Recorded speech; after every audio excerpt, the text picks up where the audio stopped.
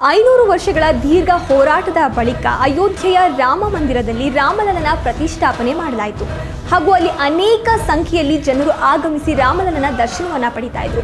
ಹಾಗೂ ಆರಂಭದಲ್ಲಿ ಜನ ಬರ್ತಾರೆ ಅದು ಸರ್ವೇ ಸಾಮಾನ್ಯ ಹಾಗೆ ಅಲ್ಲಿ ಆ ಟೈಮಲ್ಲಿ ಒಂದು ಊಹೆಯನ್ನ ಮಾಡಲಾಗಿತ್ತು ಇನ್ನು ಮುಂಬರುವಂತಹ ದಿನಗಳಲ್ಲಿ ಜನವರಿಯಿಂದ ಸೆಪ್ಟೆಂಬರ್ ವರೆಗೂ ನೋಡಿದ್ರೆ 47 ಕೋಟಿ ಜನ ಬಂದು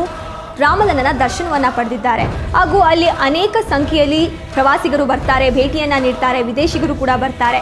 ಆದರೆ ಈ ಒಂದು ಪ್ರವಾಸಿಗರ ವಿಚಾರದಲ್ಲಿ ಈಗ ರಾಮ ಮಂದಿರ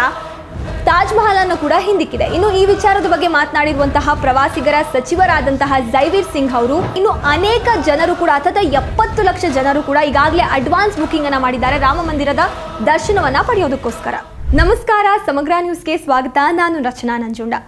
500 ವರ್ಷಗಳ ದೀರ್ಘ ಹೋರಾಟದ ಬಳಿಕ ಅಯೋಧ್ಯೆಯ ರಾಮ ಮಂದಿರದಲ್ಲಿ ರಾಮಲಲ್ಲನ ಪ್ರತಿಷ್ಠಾಪನೆ ಮಾಡಲಾಯಿತು ಹಾಗೂ ಅಲ್ಲಿ ಅನೇಕ ಸಂಖ್ಯೆಯಲ್ಲಿ ಜನರು ಆಗಮಿಸಿ ರಾಮಲಲ್ಲನ ದರ್ಶನವನ್ನ ಪಡಿತಾ ಇದ್ರು ಹಾಗೂ ಆರಂಭದಲ್ಲಿ ಜನ ಬರ್ತಾರೆ ಅದು ಸರ್ವೇ ಸಾಮಾನ್ಯ ಹಾಗೆ ಅಲ್ಲಿ ಆ ಟೈಮಲ್ಲಿ ಒಂದು ಊಹೆಯನ್ನ ಮಾಡಲಾಗಿತ್ತು ಇನ್ನು ಮುಂಬರುವಂತಹ ದಿನಗಳಲ್ಲಿ ಇನ್ನೂ ಕೂಡ ಸಂಖ್ಯೆ ಜಾಸ್ತಿ ಆಗಲಿದೆ ಪ್ರವಾಸಿಗರು ಇನ್ನೂ ಅತಿ ಹೆಚ್ಚು ಸಂಖ್ಯೆಯಲ್ಲಿ ಆಗಮಿಸ್ತಾರೆ ರಾಮನ ದರ್ಶನವನ್ನ ಪಡಿತಾರೆ ಅಂತ ಹೇಳಿ ಈಗ ಆ ಒಂದು ಊಹೆ ಏನಿತ್ತಲ್ಲ ಅದು ನಿಜ ಆಗಿದೆ ಹೌದು ಪ್ರವಾಸಿಗರ ವಿಚಾರದಲ್ಲಿ ರಾಮ ಮಂದಿರ ವಿಶ್ವವಿಖ್ಯಾತ ತಾಜ್ ಮಹಲ್ ಅನ್ನ ಕೂಡ ಹಿಂದಿಕ್ಕಿದೆ ಜನವರಿಯಿಂದ ಸೆಪ್ಟೆಂಬರ್ ವರೆಗೂ ನೋಡಿದ್ರೆ 47 ಕೋಟಿ ಜನ ಬಂದು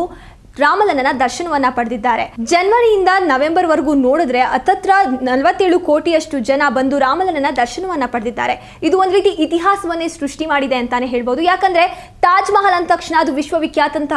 ವಿಖ್ಯಾತವಾದಂತಹ ಸ್ಥಳ ಹಾಗೂ ಅಲ್ಲಿ ಅನೇಕ ಸಂಖ್ಯೆಯಲ್ಲಿ ಪ್ರವಾಸಿಗರು ಬರ್ತಾರೆ ಭೇಟಿಯನ್ನ ನೀಡ್ತಾರೆ ವಿದೇಶಿಗರು ಕೂಡ ಬರ್ತಾರೆ